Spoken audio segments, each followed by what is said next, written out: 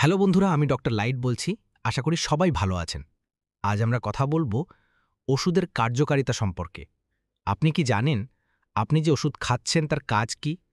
আপনার ওষুধের কোনো পার্শ্ব প্রতিক্রিয়া আছে কিনা? আপনি সঠিক নিয়ম মেনে ওষুধ খাচ্ছেন কিনা? চলুন শুরু করা যাক। ওষুধের কার্যকারিতা সম্পর্কে জেনে ওষুধ খাওয়া উচিত। প্রত্যেক ওষুধের নির্দিষ্ট কাজ, ডোজ ও পার্শ্ব প্রতিক্রিয়া থাকে। ভুল ওষুধ বা ভুল মাত্রায় খেলে শরীরের ক্ষতি হতে পারে, এমনকি প্রাণহানিও ঘটতে পারে। তাই ডাক্তারের পরামর্শ ছাড়া কখনো ওষুধ খাওয়া উচিত নয়। ওষুধ কিভাবে কাজ করে, কেন খাওয়া হচ্ছে এবং কতদিন খেতে হবে, এসব বিষয় ভালোভাবে বুঝে নেওয়া জরুরি। সচেতনভাবে ওষুধ গ্রহণ করলে রোগ দ্রুত সারে এবং জটিলতা এড়ানো যায়। তাই সবসময় জেনে বুঝে ওষুধ খাওয়াই সবচেয়ে নিরাপদ পথ। আজকের আধুনিক চিকিৎসা বিজ্ঞানী ওষুধ একটি অপরিহার্য অংশ হয়ে উঠেছে। ছোট থেকে বড়, সাধারণ ঠান্ডা জ্বর থেকে শুরু করে জটিল রোগ যেমন ক্যান্সার, হৃদরোগ, ডায়াবেটিস সহ সব ধরনের চিকিৎসায় ওষুধ ব্যবহৃত হচ্ছে। কিন্তু দুঃখজনক হলেও সত্য, অনেক মানুষ এখনও সচেতনভাবে ওষুধ গ্রহণ করেন না। অনেক সময় নিজেরা সিদ্ধান্ত নিয়ে ওষুধ খান, আবার অনেক সময় পরিচিত কেউ কি ওষুধ খেয়েছে তা দেখে সেটাই অনুসরণ করেন। এটি একটি বড় ধরনের স্বাস্থ্য ঝুঁকির কারণ হতে পারে। তাই বারবার বলা হয় ওষুধের কার্যকারিতা সম্পর্কে জেনে ওষুধ খাওয়া উচিত। ওষুধ হলো এমন এক ধরনের রাসায়নিক বা প্রাকৃতিক উপাদান যা শরীরের বিভিন্ন অসুখ নিরাময়, নিয়ন্ত্রণ বা প্রতিরোধের জন্য ব্যবহৃত হয়। তবে প্রতিটি ওষুধের কাজ আলাদা।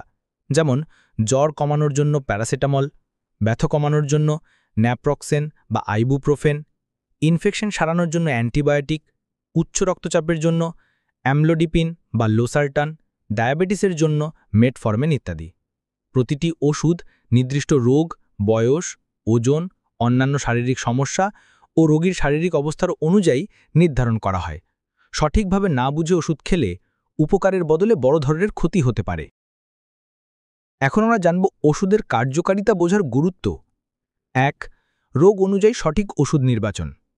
অনেকেই ছোটখাটো অসুখে নিজে থেকেই ওষুধ কিনে খান, কিন্তু শরীরের প্রতিটি অসুখের পিছনে আলাদা কারণ থাকতে পারে। যেমন জ্বর ভাইরাসজনিত, ব্যাকটেরিয়াজনিত বা অন্য কারণে হতে পারে। সব জ্বরে অ্যান্টিবায়োটিক দরকার পড়ে না। যদি কার্যকারিতা না জেনে অপ্রয়োজনীয় অ্যান্টিবায়োটিক খাওয়া হয়, তবে শরীরের জন্য তা ক্ষতিকর হয়ে ওঠে এবং ভবিষ্যতে অ্যান্টিবায়োটিক রেজিস্ট্যান্স দেখা দেয়। ২. সঠিক ডোজ এবং সময়জ্ঞান। ওষুধের কার্যকারিতা নির্ভর করে সঠিক ডোজ এবং সময় মতো খাবার উপর। যেমন কিছু ওষুধ খালি পেটে খেতে হয়, কিছু আবার খাবার পরে। অল্প বা বেশি ডোজ শরীরের জন্য বিপজ্জনক হতে পারে। যেমন উচ্চ রক্তচাপের ওষুধ বেশি খেলে প্রেশার অতিরিক্ত কমে যেতে পারে, যা মাথা ঘোরা, অজ্ঞান, এমনকি মৃত্যুর কারণও হতে পারে। ৩. পার্শ্ব প্রতিক্রিয়া সম্পর্কে জানা। প্রায় সব ওষুধেরই পার্শ্ব প্রতিক্রিয়া থাকে। যেমন কিছু ওষুধে ঘুম পায়, কিছুতে গ্যাস্ট্রিক হয়, আবার কিছু ওষুধ কিডনি বা লিভারের উপর চাপ ফেলে। যদি এসব না জেনে ওষুধ খাওয়া হয়, তাহলে তা শরীরের জন্য দীর্ঘমেয়াদী ক্ষতিকর হতে পারে। ৪. ওষুধের মিথস্ক্রিয়া বা ড্রাগ ইন্টারঅ্যাকশন। অনেক সময় একজন রোগী একাধিক রোগে আক্রান্ত থাকেন এবং একসাথে একাধিক ওষুধ খাচ্ছেন। কিছু ওষুধ একসাথে খাওয়া যায় না, কারণ তারা একে অপরের সাথে প্রতিক্রিয়া করে এবং ওষুধের কার্যকারিতা নষ্ট বা বিপজ্জনক করতে পারে। তাই ওষুধ গ্রহণের আগে এর কার্যকারিতা ও অন্যান্য ওষুধের সাথে মেলানো উচিত।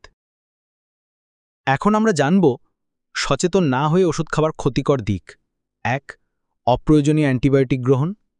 অপ্রয়োজনীয়ভাবে অ্যান্টিবায়োটিক খেলে শরীর সেই ওষুধের প্রতি প্রতিরোধ ক্ষমতা তৈরি করে ফেলে, যাকে বলে অ্যান্টিবায়োটিক রেজিস্ট্যান্স। ভবিষ্যতে সেই ওষুধে কাজ হবে না এবং গুরুতর ইনফেকশন নিরাময় কঠিন হয়ে পড়বে। ২. অ্যালার্জিক প্রতিক্রিয়া। অনেকে বিভিন্ন ওষুধে অ্যালার্জিক হয়ে পড়েন। চুলকানি, র্যাশ, শ্বাসকষ্ট, এমনকি অ্যানাফাইল্যাক্সিস রকের মতো মারাত্মক অবস্থা হতে পারে। আগে থেকে জানা থাকলে এই ধরনের বিপদ এড়ানো যায়। ৩. লিভার ও কিডনির ক্ষতি। কিছু ওষুধ দীর্ঘমেয়াদে খেলে লিভার ও কিডনির কার্যকারিতা কমে যায়। বিশেষ করে যারা আগে থেকেই কিডনি বা লিভারের রোগে ভুগছেন, তাদের জন্য এটি আরও বেশি বিপজ্জনক। ৪. মানসিক রোগ বা ঘুমের ওষুধের অপব্যবহার। ঘুমের ওষুধ বা মানসিক চাপ কমানোর ওষুধ অনেক সময় নির্ভরতা বা আসক্তি তৈরি করে। এগুলো ডাক্তারের তত্ত্বাবধান ছাড়া খেলে মারাত্মক সমস্যা তৈরি হতে পারে। এখন আমরা জানব সঠিকভাবে ওষুধ খাওয়ার কিছু গুরুত্বপূর্ণ পরামর্শ। ১. ডাক্তারের পরামর্শ ছাড়া ওষুধ খাবেন না। ২. ওষুধ গ্রহণের আগে ভালোভাবে বোঝার চেষ্টা করুন কেন খাচ্ছেন, কী কাজে লাগে। ৩. ওষুধের প্যাকেটের গায়ে লেখা নির্দেশনা ভালো করে পড়ুন। 4 ডোজ সময় ও নিয়ম মেনে ওষুধ খান। 5 পুরনো ওষুধ নতুন রোগে ব্যবহার করা থেকে বিরত থাকুন। 6 অসুস্থতা ভালো হয়ে গেলেও ডাক্তারের পরামর্শ ছাড়া ওষুধ বন্ধ করবেন না। 7 যে কোনো পার্শ্ব প্রতিক্রিয়া হলে দ্রুত চিকিৎসকের সঙ্গে যোগাযোগ করুন। 8 শিশু ও বৃদ্ধাদের ক্ষেত্রে বিশেষভাবে সচেতন থাকুন, তাদের জন্য ডোজ ও ওষুধ নির্বাচন ভিন্ন হয়ে থাকে। এখন একটি বাস্তব জীবনের উদাহরণ দিয়ে জানব। ধরি একটি রোগীর জ্বর হয়েছে, তিনি নিজে থেকেই ওষুধের দোকানে গিয়ে অ্যান্টিবায়োটিক কিনে খেলেন। জ্বর হয়তো কমেছে, কিন্তু এটা যদি ভাইরাসজনিত জ্বর হয় তবে অ্যান্টিবায়োটিক তার কোনো কাজে আসেনি, বরং ভবিষ্যতের জন্য অ্যান্টিবায়োটিক প্রতিরোধ তৈরি করে ফেলেছে।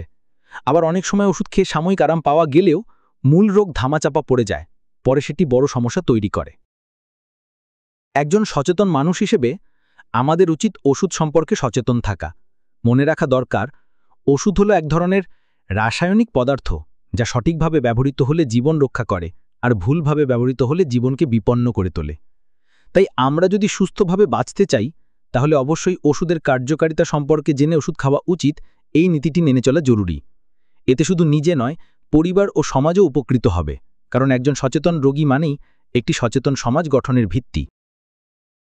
শেষ কথা, স্বাস্থ্যই সম্পদ, তাই ওষুধের নাম নয়, তার কাজ ও প্রয়োগ বুঝে চিকিৎসকের পরামর্শে ওষুধ গ্রহণই হোক আমাদের অভ্যাস, তাহলেই সুস্থ ও সচেতন জীবন নিশ্চিত হবে।